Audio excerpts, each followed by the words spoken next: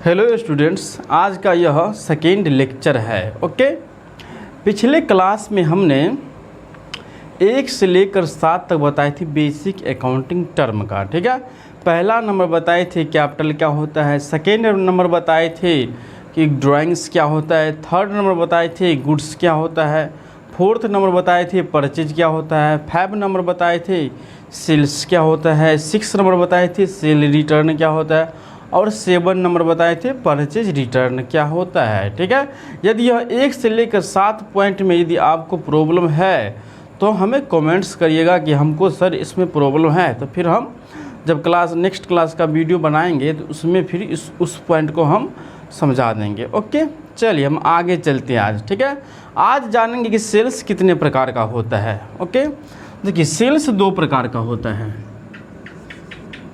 मतलब सेल हम 2 प्रकार से कर सकते हैं। ठीक है, सेल मतलब बिक्री,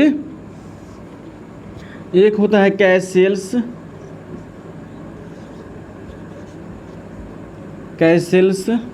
और एक होता है क्रेडिट सेल्स। कैश सेल्स का मतलब पता चल गया होगा कि नगद बिक्री, और क्रेडिट का मतलब होता है उधार बिक्री। ठीक है, इसका हिंदी क्या होता है, नगद बिक्री, और इसका हिंदी क्या होता है, उधार बिक्री। देखिए कैश सेल्स किसको बोलेंगे, जब हम मतलब जब व्यापारी या बिजनेसमैन, इंग्लिश में बोला जाता है बिजनेसमैन, जब व्यापारी अपने वस्तु को नगद बेचता है ग्राहक को, तब उसको बोला जाएगा कैश सेल्स, नगद बिक्री। ओके, फिर सेकेंड क्रेडिट सेल्स किसको बोला जाएगा, जब व्यापारी ग्राहक को उधारी माल बेचता है तो उसको बोला जाएगा credit sales. Okay, credit sales का मतलब क्या होता है कि हम अभी वस्तु बेचे और पैसा बाद में लेंगे, 2-4 महीना के बाद में लेंगे, तो उसी को बोला जाता है क्रेडिट सेल्स। ठीक है, मतलब जस्ट हम पैसा नहीं लिए, जैसे हम ग्राहक हैं, ठीक है, हम किसी से खरीदे, हम सामान ले आए, अभी तक इसको पैसा नहीं दिए, तो क्या हुआ, इसको हम क्या बोलेंगे, क्रेडिट सेल्स। ओके, तो क्रेडिट सेल्स किसको बोला जाता है, जब हम बिक्री करेंगे, वस्तु को दे देंगे, लेकिन उसके बदले में हम रुपया नहीं लेंगे, तो उसका क्या नाम दिया जाएगा, उसका नाम दिया जाएगा credit sales. Okay, cash sales किसका नाम होगा, जब नगद बेचेगा, मतलब वस्तु दिए और उसके बदले में हम रुपया लिए, तो उसको बोलेंगे हम कैश सेल्स। ओके, चलिए, तो कल हम 7 नंबर पॉइंट तक बता दिए थे, आज आपका 8 नंबर पॉइंट हो गया और 9 नंबर हो गया। ठीक है, 8 नंबर क्या हुआ, कैश सेल्स।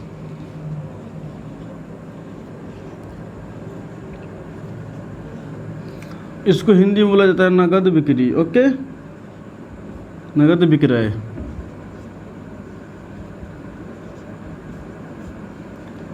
और 9 नंबर हो गया क्रेडिट सेल्स।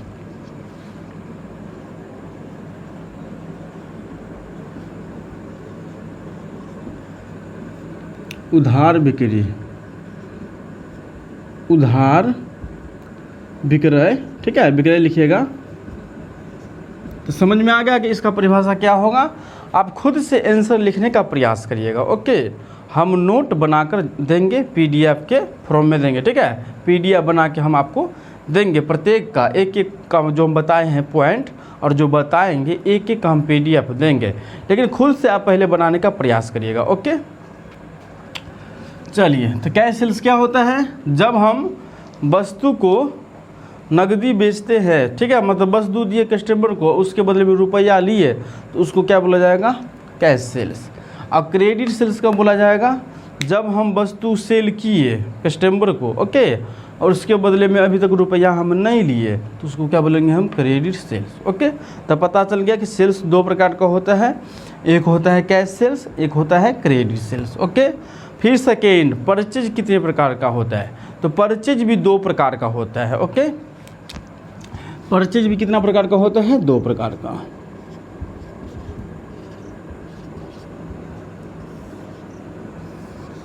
एक होता है कैश परचेज,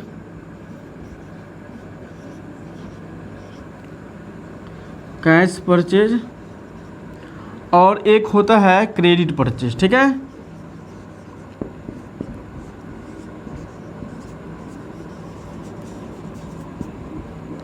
अब देखिए परचेज क्या होता है, सो हम बताए थे कि जब व्यापारी जब व्यापारी वस्तु खरीदता है तो उसको हम क्या बोलते हैं, परचेज। मतलब बेचने के लिए वस्तु खरीदता है तो उसको हम क्या बोलते हैं, परचेज।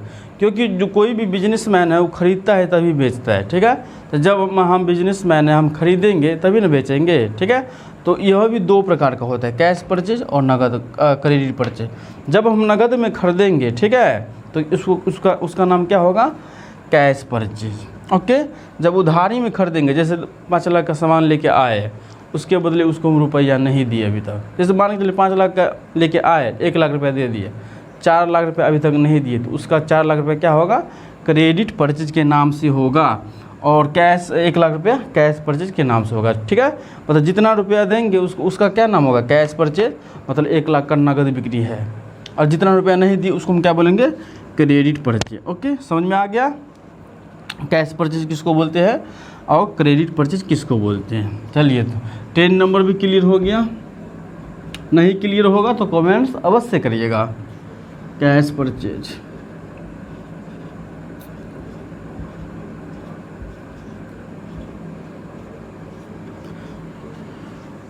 नगद क्रय, ठीक है। क्रय मतलब खरीदना होता है, ये क्रय है। फिर 11 number point, credit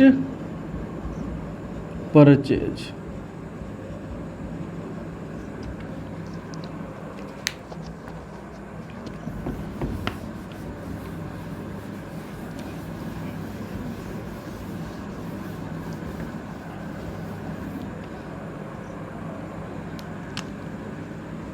credit purchase, उधार क्रय।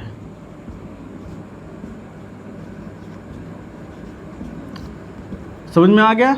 जब व्यवसायी मतलब जो बिजनेसमैन है, जब नगद में वस्तु खरीदेगा तो उसका नाम क्या होगा, कैश परचेज। या उधारी में खरीदेगा तो उसका नाम क्या होगा, क्रेडिट परचेज। ओके। चलिए 12 नंबर, डेटर, डेटर्स, ठीक है। उसको हिंदी में बोला जाता है देनदार। हिंदी में क्या बोला जाता है, देनदार। अब देखिए, इसका हिंदी से ही पता चलता है, देनदार मतलब देने वाला। जो हमको रुपया देगा उसको हम क्या बोलेंगे, देनदार, मतलब डेटर बोलेंगे। अब देखिए, रुपया बिजनेस में कौन देता है, कस्टमर देता है बिजनेस में। अब बिजनेस में देखिए, डेटर कब नाम होगा, तो रुपया देता है तो रुपया 2 प्रकार से देता है। जब नगद बिक्री करता है, नगद मान के चलिए बेचता है, तब भी रुपया देता है। और क्रेडिट जब हम सेल करते हैं, मतलब कैश सेल्स करते हैं, तब भी कस्टमर से हम रुपया लेते हैं।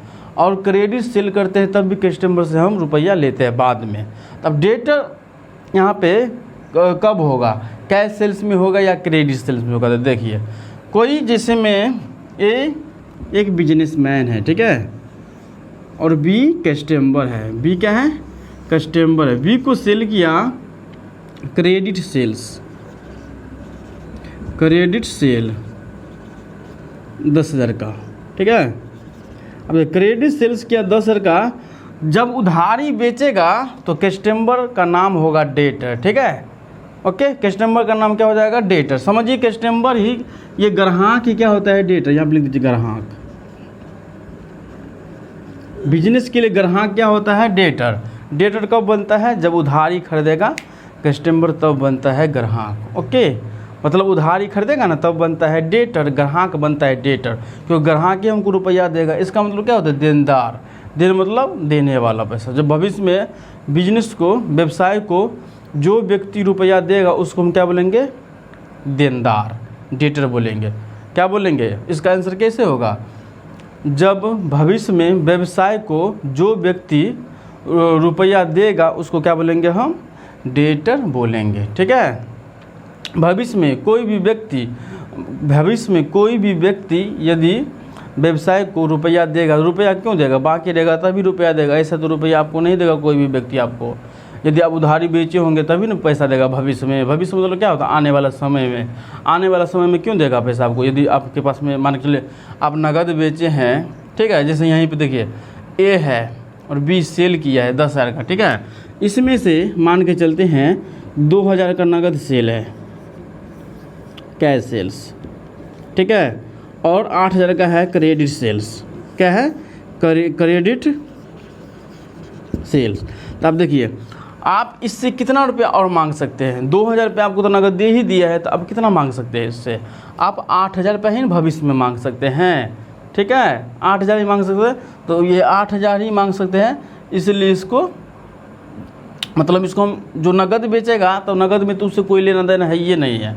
मान लीजिए पूरा नगद बेच देगा, तो नगद में उससे कोई लेना देना है। जैसे ए है, बी को नगद बेच दिया 20,000 का सामान, तब उससे कोई लेना देना नहीं है। लेकिन जब उधारी हम बेचेंगे तब ना अपना नोटबुक में नोट करेंगे कि फलाना आदमी को उधारी दिए हैं, इसको उधारी दिए हैं, रमेश को उधारी दिए हैं, महेश को उधारी दिए हैं। नाम कब लिखेंगे? जब हम उधारी बेचेंगे तब ना नाम लिखेंगे, उसके पास में उतना रुपया को उधारी है, तब बाद में हम वसूल करेंगे। तो उसी व्यक्ति को क्या बोला जाता है? डेटर बोला जाता है। ठीक है, जो व्यक्ति के पास में, जो व्यक्ति को हम सेल किए हैं क्रेडिट सेल्स, वह व्यक्ति बिजनेस के लिए क्या हो गया? डेटर हो गया। ठीक है, इसीलिए इसका परिभाषा होगा कि व्यवसाय में भविष्य में कभी जो व्यक्ति रुपया देगा उसको हम क्या बोलेंगे? डेटर। ओके, मतलब ऐसे लिखिएगा, अपने आसान भाषा में लिखिएगा तो ऐसे लिखिएगा कि कोई भी व्यक्ति जब भविष्य में व्यवसाय को रुपया देता है, वह व्यक्ति क्या कहलाता है? डेटर कहलाता है। तो कौन देता है? कस्टमर देगा। कस्टमर कब देगा? भविष्य में, जब उसके पास में उधारी बाकी रहेगा तभी ना हमको पैसा देगा, नहीं तो पैसा क्यों देगा? नगद बेचेंगे तो देगा? नहीं देगा। ठीक है, तो उधारी में डेटर बनता है। ठीक है, जब उधारी कस्टमर लेता है ना, तब कस्टमर आपका डेटर बनता है। तो डेटर आपके लिए क्या हुआ? एसेट, क्योंकि उस पर आपको राइट है। ए पे क्या है? मतलब ए है जो बिजनेसमैन है, बी पे क्या है? राइट है 8,000 रुपये लेने का। 8,000 रुपये यदि उधारी से लिया है तो ये आपके लिए क्या हुआ? एसेट हुआ। ठीक है, इसको डेटर को क्या बोला जाएगा? एसेट बोला जाएगा। आप 11th क्लास में पढ़े होंगे फाइनल अकाउंट, तो डेटर को आप एसेट साइड में ही दिखाते होंगे। ठीक है, समझ में आ गया? कोई भी कन्फ्यूजन हो तो आप हमें कमेंट्स ज़रूर करिएगा। ठीक है, चलिए अगला पॉइंट 13 नंबर, क्रेडिटर। इसका हिंदी होता है लेनदार। अब देखिए, लेनदार मतलब क्या हुआ? लेनदार का इसका देखिए हिंदी से ही पता चलता है। लेन मतलब लेगा, जो बिजनेस से, आप देखिए इस डेटर का मतलब क्या था? देनदार मतलब जब बिजनेस को भविष्य में जो व्यक्ति रुपया देगा, मतलब व्यवसाय को भविष्य में जो व्यक्ति रुपया देगा उसको हम क्या बोलेंगे? डेटर। तो व्यवसाय को कस्टमर देता है। तो यहाँ पर इसी का जस्ट उल्टा देखिए, यहाँ पर क्या था डेटर में कि व्यवसाय को भविष्य में रुपया देगा जो व्यक्ति, उसको बोलेंगे डेटर। अब यहाँ पर क्या है? लेनदार, मतलब व्यवसाय से जो व्यक्ति भविष्य में रुपया लेगा उसको हम क्या बोलेंगे? क्रेडिटर। मतलब व्यवसाय से, बिजनेस से जो व्यक्ति भविष्य में रुपया लेगा, तो भविष्य में कौन ले सकता है? बिजनेस से। आप बिजनेस से देखिए, बिजनेस का ऑनर ए है। ठीक है, हम ए माने हैं, बिजनेस का ऑनर क्या है? ए है। अब ए भी तो सामान कहीं से खरीदता होगा कि नहीं खरीदता होगा? अब नकदी खरीदेगा तो उससे कोई मतलब नहीं है सप्लायर से, जो सप्लाई करता है, क्योंकि जो बिजनेसमैन, ये बिजनेसमैन है तो कहीं से लेता होगा, तो जो देने वाला उसको हम बोलते हैं सप्लायर। ठीक है, उपभोगकर्ता। ठीक है, तो सप्लायर जो हमको देगा उसको हम क्या बोलेंगे? सप्लायर। ओके, चलिए, तो सप्लायर से एक लेता है, क्या लेता है? नगदी में। तो नगदी मिलेगा तो उससे कोई टेंशन नहीं है। जब हम कैश परचेज करेंगे, नगद करेंगे तो उससे कोई मतलब नहीं रहेगा। लेकिन जब क्रेडिट परचेज करेंगे तो उससे मतलब रहेगा, उसको पैसा देना है भविष्य में। तो भविष्य में पैसा देना है, तो भविष्य में पैसा कौन प्राप्त करेगा? सप्लायर, क्योंकि हम जिससे लिए हैं उसका नाम क्या है? सप्लायर। तो जिससे लिए उसका नाम क्या है? सप्लायर। ठीक है, जैसे आप लोग बोलते होंगे अपने भाषा में महाजन, कि महाजन के पास में उतना उधारी मांगी है तो महाजन को देना है, तो वही हुआ सप्लायर। क्रेडिटर का हिंदी लेनदार होता है, तो उसको हम महाजन भी बोल सकते हैं। क्रेडिटर का हिंदी महाजन भी बोल सकते हैं। ओके, अब जिससे आप उधारी खरीदे उसको भविष्य में पैसा देगा बिजनेस, उसको हम क्या बोलेंगे? उस व्यक्ति को लेनदार, मतलब महाजन। ठीक है, अपने यहाँ पे दूसरा भाषा में महाजन भी लिख सकते हैं, महाजन या सप्लायर। ओके, जो व्यक्ति भविष्य में बिजनेस से, व्यवसाय से भविष्य में रुपया लेगा, उस व्यक्ति को क्या बोलेंगे हम? क्रेडिटर। अब क्रेडिटर कब बनेगा? जब हम उधारी करेंगे तब, जब हम क्रेडिट परचेज करेंगे तब हम क्रेडिटर का नाम बनेगा, ठीक है, तभी ना लायबिलिटी बनेगा। देखिए क्रेडिटर को हम कहाँ पे दिखा देते हैं? बैलेंस शीट के लायबिलिटी साइड में। क्रेडिटर को बैलेंस शीट के लायबिलिटी साइड में दिखाया जाता है। कब, क्यों दिखाया जाता है? क्योंकि ए के लिए क्या हुआ, ये ए के लिए क्या हुआ, हम क्या बोले, जितना भी पॉइंट समझना है आपको खुद का बिजनेसमैन मान के समझना है पॉइंट को। तो हम ए को माने हैं, ए ये बिजनेसमैन है, किसी से ख़रीदा है। आप देखिए उधारी 5 लाख का ख़रीदा है, कितना का? 5 लाख का, 5 लाख का ये उधारी खरीदा है ए। अब 5 लाख उसका ये लायबिलिटी हुआ ए का, कर्जा हुआ, लायबिलिटी मतलब कर्जा हुआ ए का, कि ए भविष्य में देगा। किसको देगा? जिससे ख़रीदा है, महाजन से, ठीक है, महाजन को रुपया देगा ये 5 लाख रुपया, इसलिए, ठीक है, समझ में आ गया? 5 लाख रुपया क्या है? भविष्य में रुपया इसको देगा। क्यों देगा? क्योंकि यहाँ पे उधारी किया है, उधारी किया है। जब उधारी करता है तभी बनता है क्रेडिटर। नगद करेगा तो उससे कोई मतलब ही नहीं रहेगा, ठीक है। जब उधारी करेगा तभी ना मतलब रहेगा। ओके, तो डेटर समझ में आ गया कि डेटर किसको बोलते हैं? जो व्यक्ति भविष्य में बिजनेस को रुपया देगा, व्यवसाय को रुपया देगा, उसको हम क्या बोलेंगे? डेटर। अब देखिए ए का बिजनेस है तो ए को कौन पैसा देगा? कस्टमर देगा ना रुपया, तो उसको हम क्या बोलेंगे? देनदार, मतलब ग्राहक। ओके, अपना भाषा में लिख दिए ग्राहक होता है डेटर बिजनेस के लिए। बिजनेस के लिए क्या होता है? ग्राहक, डेटर। ओके, अगला क्रेडिटर मतलब महाजन, लेनदार मतलब जो पैसा लेगा। तो महाजन पैसा लेगा ना, उधारी करेंगे तो हम उधारी करेंगे तो हम किसको पैसा देंगे?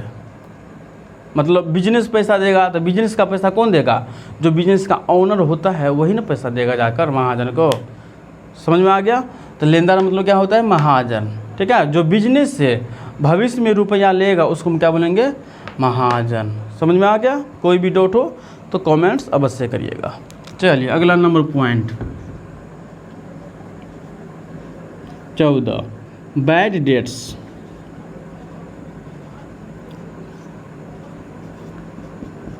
इसका हिंदी होता है, इसको मिटा देते हैं, इसका हिंदी होता है अप्राप्त ऋण। अप्राप्त ऋण। आप देखिए अप्राप्त ऋण मतलब इससे पता आपको चलता है अप्राप्त ऋण मतलब क्या हुआ? जो प्राप्त नहीं होगा उसको हम क्या बोलेंगे? Bad debts. मतलब जो नहीं हुआ प्राप्त, मतलब प्राप्त जो किसी को, जैसे में देखिए ए व्यक्ति है, समझा यहाँ पे समझिएगा, ए क्या है? व्यक्ति है, बिजनेसमैन है, ठीक है। अब ये सेल किया बी को 5,000 का उधारी, ठीक है, 5,000 का क्या क्या उधारी? क्रेडिट सेल्स, ठीक है। जब क्रेडिट सेल्स किया 5,000 का, अब उससे ए को बी से 5,000 रुपये वसूल नहीं हुआ तो उसको हम क्या बोलेंगे? Bad debts. मतलब अभी तक उतना रुपया प्राप्त नहीं हुआ, उसका नाम क्या होता है कॉमर्शियल भाषा में? Bad debts. ओके, जो पैसा प्राप्त नहीं हुआ उसको हम क्या बोलेंगे? Bad debts. कहीं पे भाग गया मान के चलते, जो 4-5 साल तक अभी इस मतलब नज़र में नहीं आया, ठीक है। जैसे ए है, बी को बेचा था तो लेकिन 2-4 साल 5 साल तक ये नज़र नहीं आया तो हम क्या समझेंगे? मेरा पैसा लेके भाग गया, मेरा पैसा आने वाला नहीं है, ठीक है। तो उसका नाम क्या होगा? Bad debts. बैड डेट्स का मतलब जो पैसा आने वाला नहीं है, मतलब जो नहीं आएगा पैसा, उसको हम क्या बोलेंगे? Bad debts. ओके, समझ में आ गया? कि मन में मान लीजिए पैसा कि नहीं आएगा, ठीक है, उसका नाम क्या देंगे हम? Bad debts. अप्राप्त ऋण मतलब प्राप्त नहीं होगा। प्राप्त ऋण मतलब क्या होता है? उसको ऋण दिए थे तो मेरा ये ऋण हुआ ना, ए को दिए थे तो इसका क्या हुआ? लोन हुआ, इसलिए यहाँ पे ऋण लिखा हुआ है। ए को अप्राप्त ऋण मतलब जो प्राप्त नहीं होगा उसी को बोला जाएगा बैड डेट्स। अगला पॉइंट बैड डेट्स रिकवर।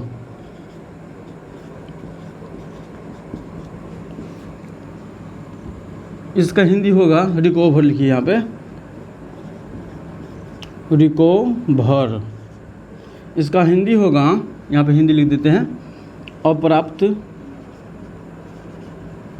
ऋण का वसूली। इसका मतलब देखिए क्या होता है, वसूली। मतलब देखिए बैड डेट्स रिकवर, या बैड डेट्स का मतलब क्या था, जो पैसा प्राप्त नहीं हुआ उसको हम बोले हैं बैड डेट्स कॉमर्शियल भाषा में, ठीक है, जो पैसा नहीं हुआ प्राप्त। अब बैड डेट्स रिकवर किसको बोले, रिकवर का मतलब क्या होता है, हमको पैसा आ गया, बैड डेट्स लिखा है तो बैड डेट्स का मतलब क्या होता है, जो पैसा प्राप्त नहीं हुआ उसको बोलते हैं बैड डेट्स। अब बैड डेट्स रिकवर लग गया तो उसको उसका परिभाषा कैसे लिखेंगे, जो पैसा प्राप्त होने वाला नहीं था लेकिन प्राप्त हो गया तो उसका नाम क्या होगा, अप्राप्त ऋण का वसूली। जैसे देखिए ए है, बी को सेल किया था 5,000 का, ठीक है, हम सोच लेते कि 5,000 नहीं आने वाला, लेकिन 2-4-5 साल के बाद कहीं से मिला और हमको पैसा दे दिया, तो उसका नाम क्या होगा, बैड डेट्स रिकवर। ओके, समझ में आ गया। अगला 16 number point, insolvency. Insolvency, insolvency का हिंदी होता है दिवालिया, दिवालिया, ठीक है, दिवाली वाला नहीं समझिएगा, दिवालिया, दिवालिया होता है। अब दिवालिया क्या होता है, देखिए दिवालिया उस व्यक्ति को बोलते हैं जिसको संपत्ति से ज़्यादा कर्जा हो जाता है, उसका नाम क्या होगा, दिवालिया। यह एक चैप्टर है आपका बीकॉम फर्स्ट ईयर में, इंसॉल्वेंसी अकाउंट के नाम से यह चैप्टर है। इसमें आप पढ़ेंगे कि इंसॉल्वेंसी कैसे कोई भी व्यक्ति बनता है, ठीक है, क्योंकि इंसॉल्वेंसी बोलने से ही नहीं बन जाता है, इंसॉल्वेंसी कोर्ट द्वारा बनता है। इसमें सारा पूरी डिटेल दिया हुआ है, एक चैप्टर है आपका, प्रॉपर एक चैप्टर है इंसॉल्वेंसी अकाउंट का। इसमें टोटल इसमें बताया गया है कि इसमें कैसे बनेगा, नहीं बनेगा इंसॉल्वेंसी, कौन व्यक्ति बन सकता है, सारा इसमें दिया हुआ है। जब यह चैप्टर पढ़ाएंगे इसका एक एक पॉइंट आपको समझ में आ जाएगा, ठीक है। अब इसका क्या है, इसमें के बेसिक टर्म का मतलब क्या हो, इसका सिर्फ मीनिंग जानना है आपको कि इसका मतलब क्या होता है। तो इंसॉल्वेंसी का मतलब क्या होता है, जिस व्यक्ति के पास में संपत्ति से ज़्यादा कर्जा हो जाता है उसको हम क्या बोलेंगे, हम इंसॉल्वेंसी बोलेंगे, उस पर्सन को बोलेंगे इंसॉल्वेंसी, ठीक है, पर्सन को बोला जाता है इंसॉल्वेंसी। समझ में आ गया। चलिए, तो आज हम इतना ही तक रहने देते हैं, जब नेक्स्ट क्लास से हम आगे का पॉइंट बताएंगे, ठीक है। कोई भी डाउट होगा तो हमें कमेंट्स आप ज़रूर करिएगा, ओके। मतलब 8 से लेकर 16 तक पॉइंट में, और पिछले क्लास में हम बताए थे 1 से 7 तक में। यदि 1 से 7 से लेकर और 8 से 16 तक, मतलब 1 से लेकर 8 तक में यदि कोई भी डाउट हो, बस कमेंट्स कर दीजिएगा कि इसमें हमको डाउट है, बस लिख दीजिएगा कि डेटर में हमें डाउट है, बैड डेट्स रिकवर में डाउट है, क्रेडिटर में डाउट है, तो फिर हम समझाने का प्रयास करेंगे नेक्स्ट क्लास में, ओके। चलिए, तो मिलते हैं नेक्स्ट क्लास में, जब तक के लिए बाय बाय।